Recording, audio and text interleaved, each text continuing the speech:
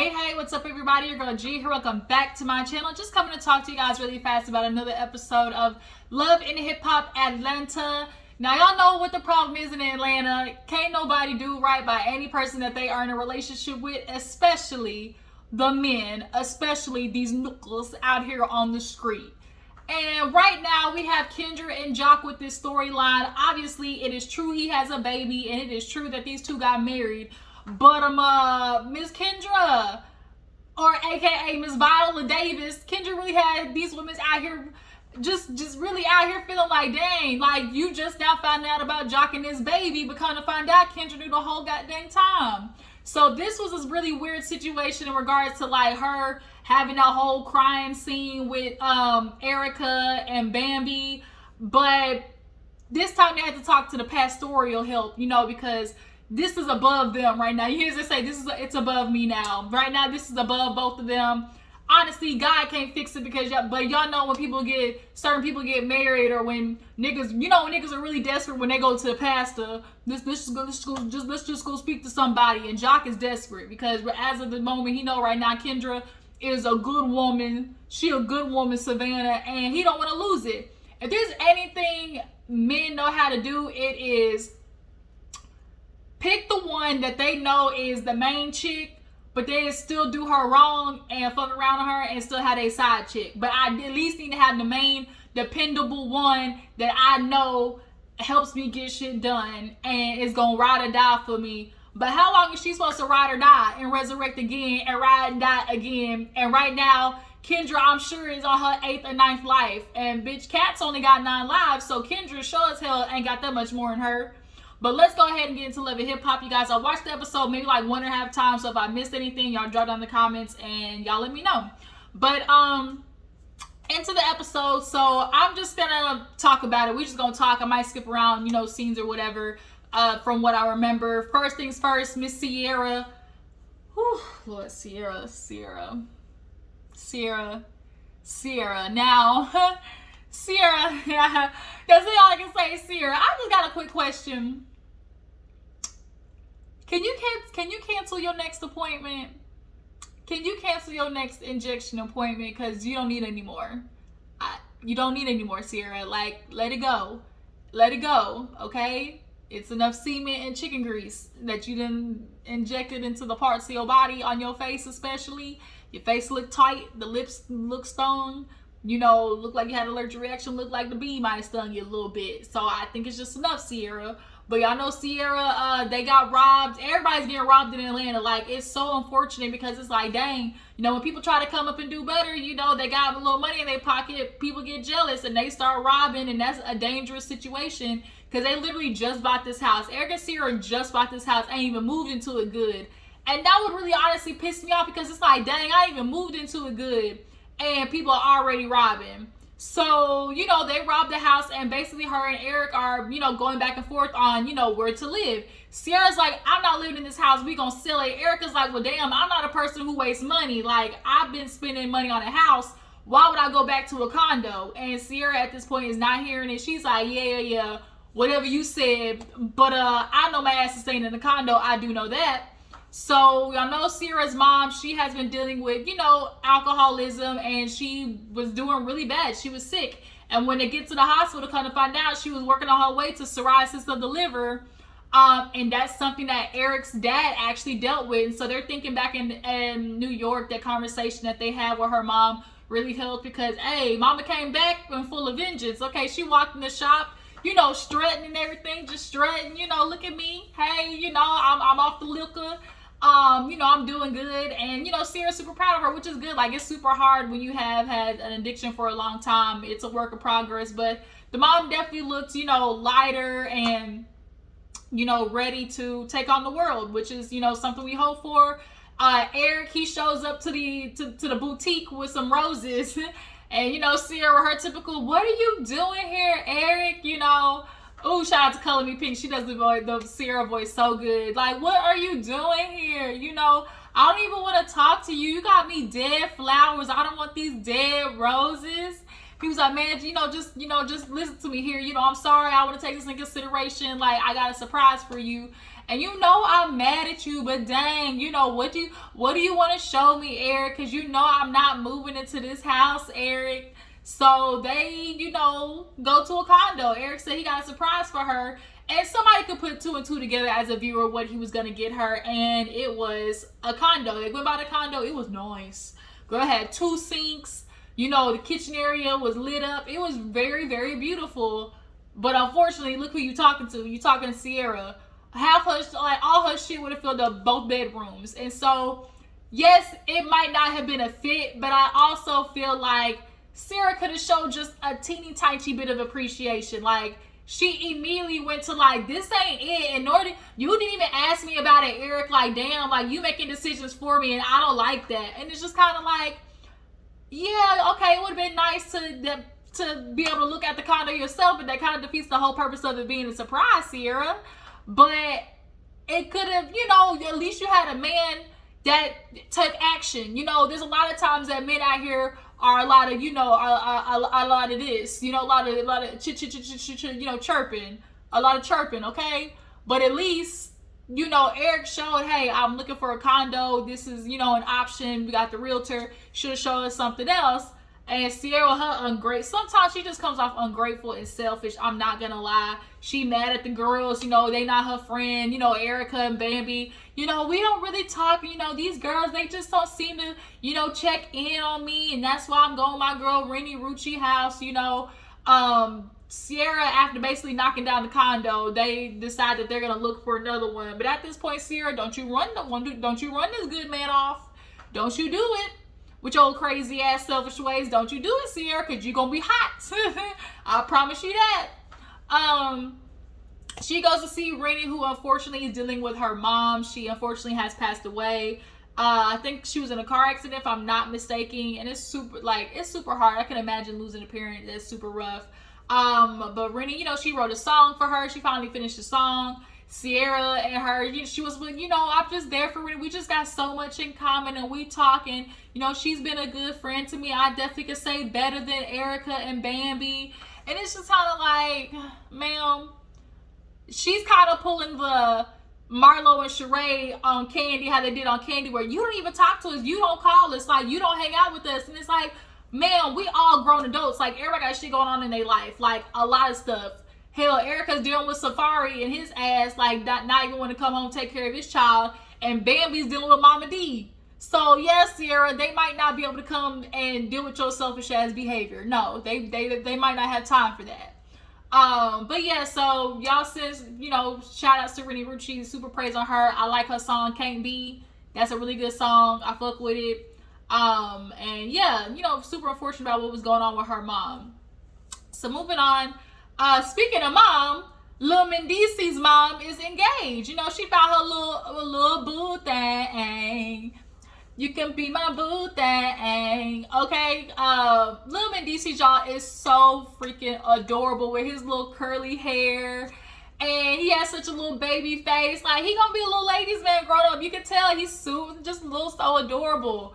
But Mendeecees goes over to speak to Yandy in the building. I guess they're opening up some place in Atlanta. And Lil Mendeecees basically like, yeah, you know, well, I'm just trying to, after, you know, getting out of jail, want to get everybody to, I want the family to be good, you know, and a part of the family being good, I feel like we all should sit down. And so Yandy's like, who do you mean y'all should sit down? And he was like, yeah, you know, Samantha, she got this new dude, and, you know, they're engaged, and, you know, Lil Mendeecees, okay, stop calling me damn spam. He's like, yeah, you know, Lil Mendeecees, he just wants all of us to be good, you know. And so Yandy's like, Lil Mendeecees or you Mendeecees? Like, it kind of sound like this is giving real you based. He was like, nah. And so he really tried to do some reverse psychology shit with the, you know, this is what he want. You know, he want, you know, especially after everything that happened with the reunion, for everybody to be good. You know, he's involved and stuff like that. Like, this ain't about you, Yandy. You need to think about, you know, him and how it's going to affect him. And so Yandy was like, you know, I have no reason to talk to Samantha. Like, we don't discuss anything. Now that Mendeecees is back, you know, I don't need to be in the middle of the parenting. Like, I honestly can, you know, put my hands up and be like, my name Bennett, I ain't in it, you know? But the Samantha versus Yandy days, I love it. Hip hop, boy, I tell you, iconic. Iconic, okay? But yeah, so Yandy just kind of like, well, damn, like if Lil Mendeecees, you don't want to do it, then I guess I'll talk to the bitch, basically. So here you go. No. Guess who's back? Yeah, you back? Mommy. Uh-huh. Oh no. Oh yeah. Oh no. Mommy. Yeah. Okay. Can you say bye-bye? Bye. Okay. Yep, Bam Bam back, y'all. She gonna be back probably in the next video. But so what were we talking about? Samantha what's this girl? This girl distracted me. I tell you, she at least 2 or 3 videos she gonna bust up in here, y'all. It's just what it is. She gotta say hi. Gotta let y'all know she around. Damn, what was I talking about, y'all? My memory getting bad. Sometimes the weed be getting in the way. Sometimes your brain be like little monkey fog. Who was I talking about? Oh, Mendeecees and Samantha and the reunion. Like now that they need to get things fixed. You know, Mendeecees is trying to put it on like, oh, ever since I was in prison, you know, things, you know, I just want things to be better. And I guess Lil Mendeecees moved from where they were in New York and came down to Atlanta. Now he's 16, 17 years old. That's about the time that you need to be around your dad. Like he's about to be a young boy, you know, boys to men, growing on up. And he's very smart and articulate for his age, which, you know, we'll see in the next scene. So Lil Mendeecees, they was all at the house, and you know, his dad's asking him, so what you feel about, you know, your mom getting engaged? And he was like, yo, I'm cool. Like, as long as he's a man who's taking care of my mama, you know, I feel like that's what it is. But you see, Mendeecees was low-key trying to put words in his mouth, because he was like, yeah, you know, you feel like you should meet your mom, right? You feel like you should meet old dude, right? You know, you feel like we should all get together. And every time Lil Mendeecees is like, no, like, I don't feel that way. I don't feel like we should. Like, what are we rushing it for? Like, as long as she's treated good, like, what do we need to sit down for? And Yandy's peeping it, you know, and Mendeecees is trying so hard to make it seem like, you know, oh, this is something Lil Mendeecees want. He want, you know, you and his mom to get together and be good. And it's like, no, that's not what he wants, sir. Like, stop trying to force it. Stop trying to make fetch happen. To Yandy, it's kind of like, girl, first of all, let's be real. Samantha, Lil Mendeecees, you are very grateful to have a woman who, like, is so close. I mean, you should be very thankful that you have a woman who is so close with your son, and don't treat him like trash. Don't treat him like shit, because a lot of times, you know, you aren't guaranteed to get with a step, you know, mom or dad or just a person in a kid's life that really, you know, loves them. Like, Yandy took care of Mendeecees while Lil Mendeecees, while Big Mendeecees was locked up, okay? He was over there locked up. They won't let me out, okay? And, you know, she was taking care of your kid. But I think Samantha was just so stuck on, you know, obviously the beef and whatnot. Shoot, that reunion, whoo, woo, boy, they were throwing down in there, wasn't they? But Yandy's just kind of like, time has passed, you know, I'm good, like, we can just get over it. And it's just kind of like, yeah, Yandy, you may feel that way, but you can't speak for Samantha, because from whatever preview that they showed of this of the season, Miss Samantha still got a lot of words to say. But overall, it's like Mendeecees just trying to make it feel like, oh, we you know, I'm just trying to make sure the man that's around my son is straight, he good. But it's like, are you sure? Like, are you sure about that?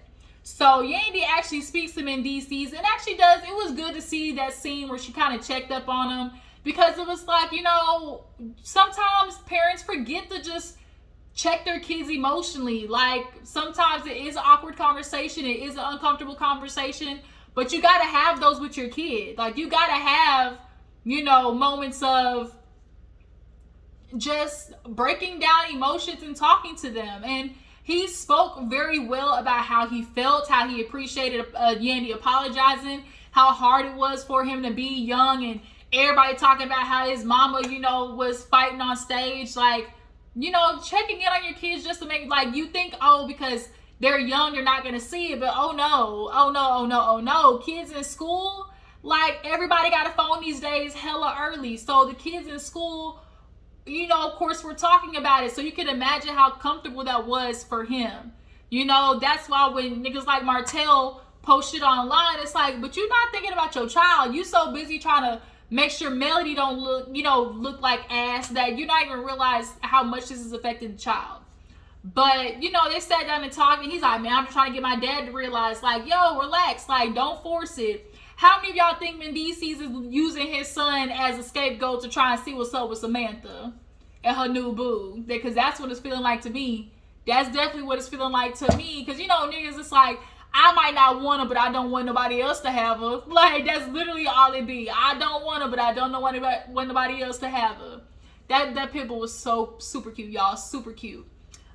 Moving on. So what else happened this episode?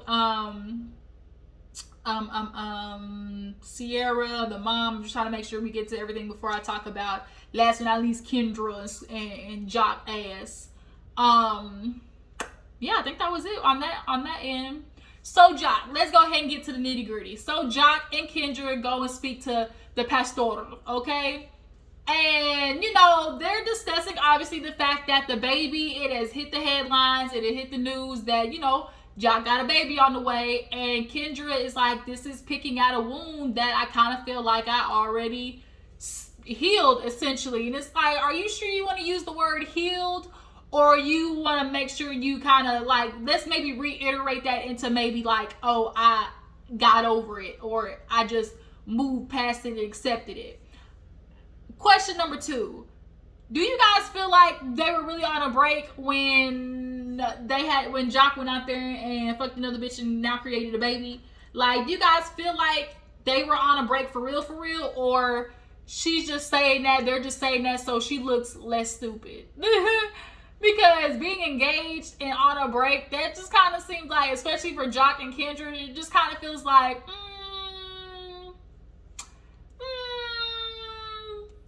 I don't know about that, Jack. But yeah, the pastor's like, yeah, I'm getting it sent to me, of course, the day of the wedding, and it's all, the views is running up on 50,000, 100,000, but it's something that we had already worked on. So, the public is, it was just what it is. That's the outside world. But what we need to worry about is you two. And of course, Kendra's like, well, that's what I want to do, but it's just kind of like, damn, when do I catch a break? Joceel, as I like to call him, Joceel, I'm sticking with you through it. I'm trying to be your wife. I'm trying to be there for you. But if it ain't the baby, it's you cheating with Mita. Now this girl Mita done came up.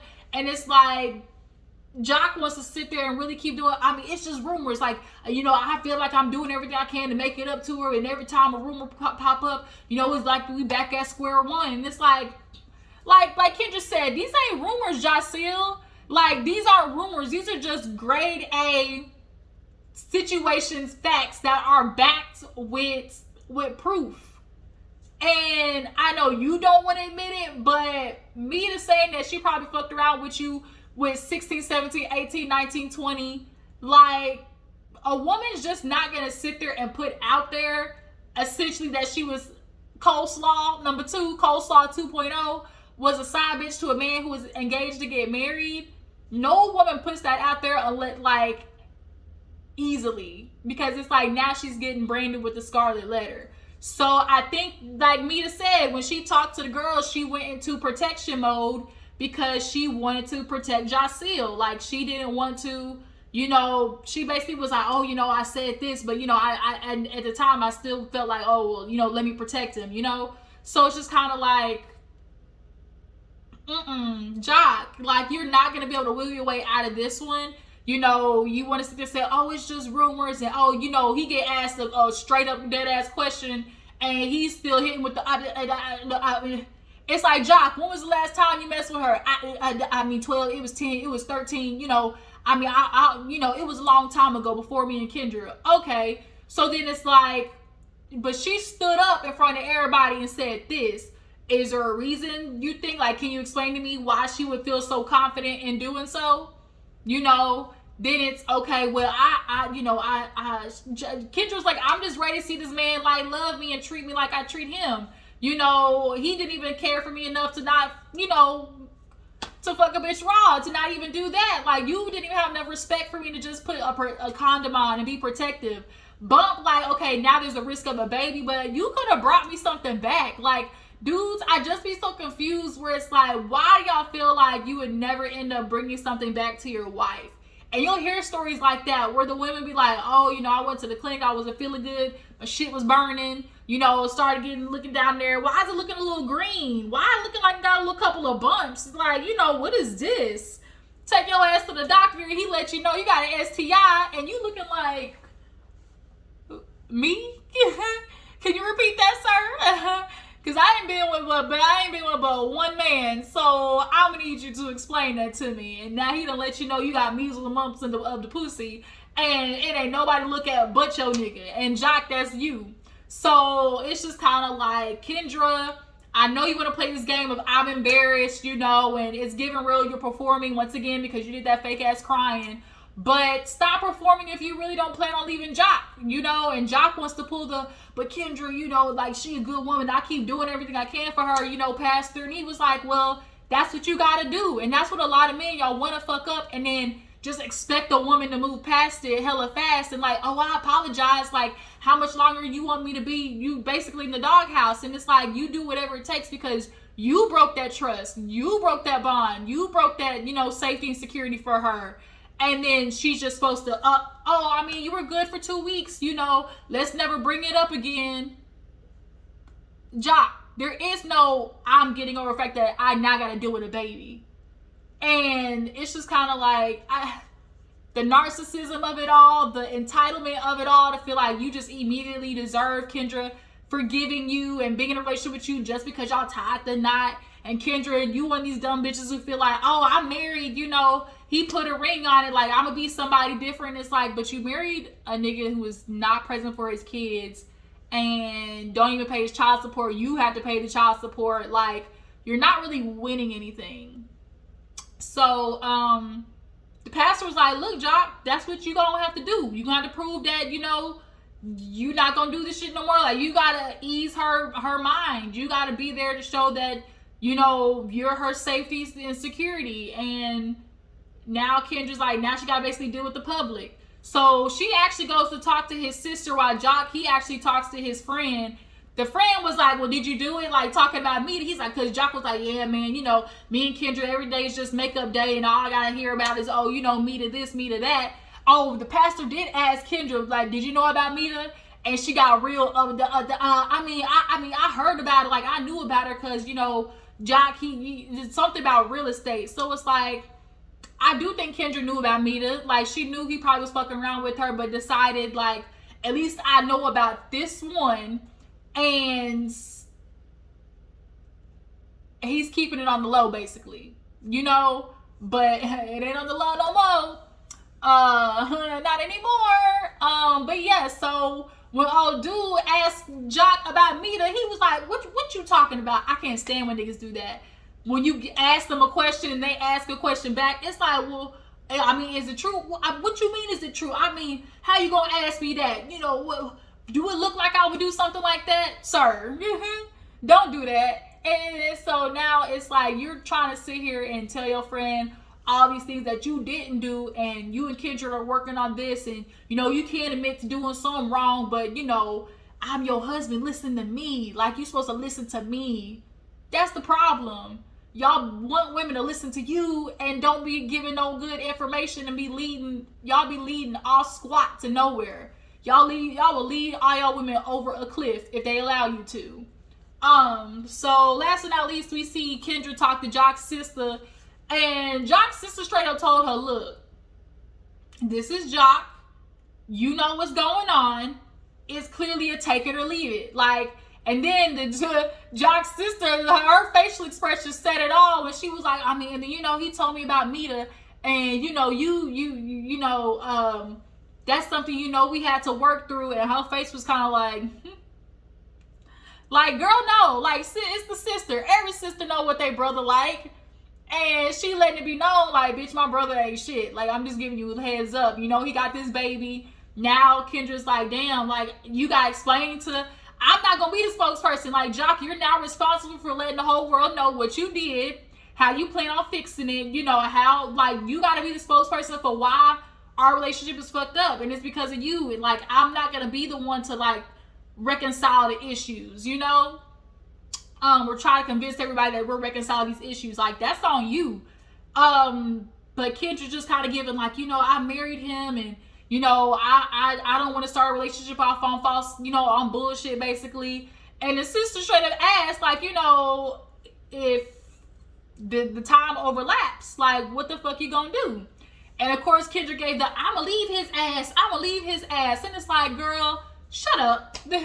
Shut your ass up. You ain't going nowhere. And guess what? She didn't. Okay, Kendra went nowhere. She went nowhere. Still with Joc ass right now to this day. He over there, just having babies willy-nilly, and she gonna be playing, baby mama to 6. It's just, I don't get it, Kendra. It never fails how women who are so astute, who are successful with money, her and the pastor Joc feel like, damn, I'm getting double teamed, I'm getting cross-examined. They asking me questions, and you can't even answer the question straight up, Joc. That's the even more annoying part. You niggas will get asked questions and play like, like, no, When y'all are man enough to do the dirt, be man enough to own up to the shit. Point blank, period.